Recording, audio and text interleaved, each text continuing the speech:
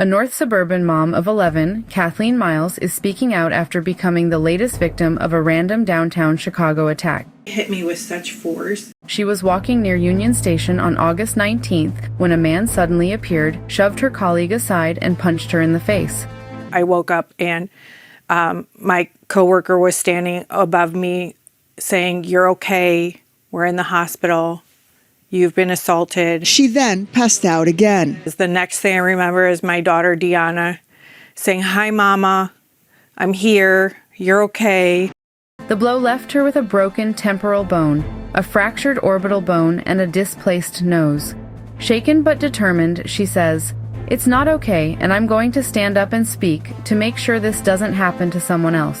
And while she doesn't remember what happened, a colleague who was walking with her at the time told her this. She had said this man came in between the two of us, shoved us apart, and then hit me in the face. That punch left Miles with several broken bones in her face, as well as a concussion. The man accused is 32-year-old William Livingston, someone with a long, troubling history. Since 2014, he's been arrested more than a dozen times for assault, burglary, robbery, and multiple attacks on women. In fact, in 2022, he was sentenced to 5 years for 2 assaults, but walked free the next year thanks to jail credit. According to police, she was assaulted by 32-year-old William Livingston.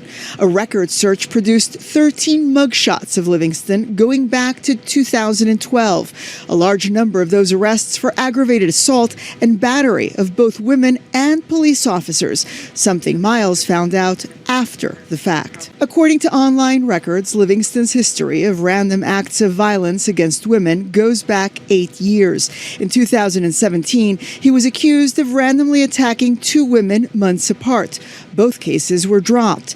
In 2022, Livingston was sentenced to 5 years in prison after prosecutors said he punched and attempted to rob 4 women within 20 minutes in the Loop. Wabash in the Loop, where DePaul University student Cammie Bleschmidt was attacked Tuesday afternoon. It's just a scary thing, like you never think it's going to happen to you. The 25-year-old was waiting for a lift when she says a man came up from behind and tried reaching into her pockets. I just turned my head and he just directly was right there and just punched me in the face. The man kept walking, never saying a word. Pictures taken shortly after the attack shows the injuries to her lip.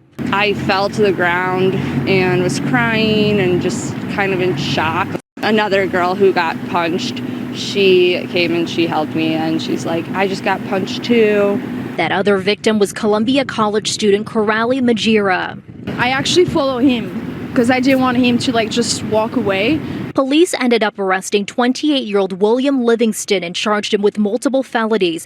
Just 14 months later, in 2023, while on parole, Livingston was arrested for hitting a woman in the face on North Michigan Avenue. And in 2024, he was sentenced to 100 days in prison after punching a 15-year-old girl, also on North Michigan Avenue. About this far from me and punched me and then kept walking north up the street. Kerr says she suffered a neck injury and concussion. It really hurt. I remember sitting in the emergency room and just crying because it hurt so bad. And I was still so scared. She hoped to hear from Chicago police about an arrest, but months went by.